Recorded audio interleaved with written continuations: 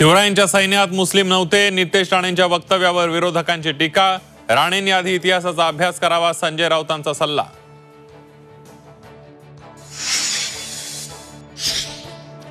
Malhar certification वरून विधिमंडळात रणकंदन. फाळणीची विजय रोवत असल्याचा विरोधकांचा आरोप.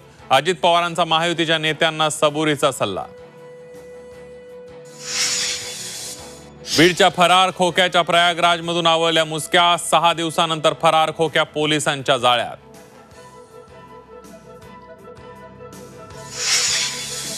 फरार आरोपी कृष्णा आंधळे नाशिकमध्ये. गंगापूर रोडच्या दत्त मंदिरात कृष्णाला पाहिल्याचा स्थानिकांचा दावा.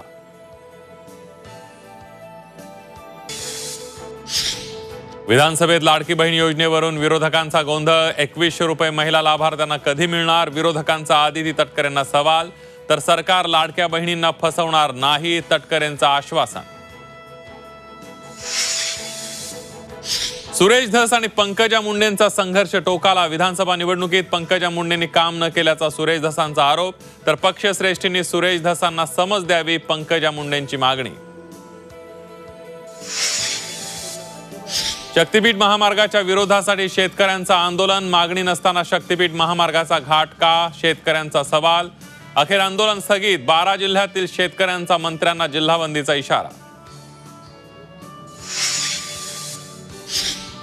मराठी माणसाचा अपमान करणाऱ्या एअरटेलच्या कर्मचारी महिलेचा माफीनामा. एअरटेल गॅलरी चालकानं उद्दाम तरुणीला दिला नारळ. झी24 तासच्या बातमीनंतर बोगस पनीरवर विधानसभेत चर्चा. विक्रम पाचपुतेंकडून बनावट पनीरचा मुद्दा उपस्थित.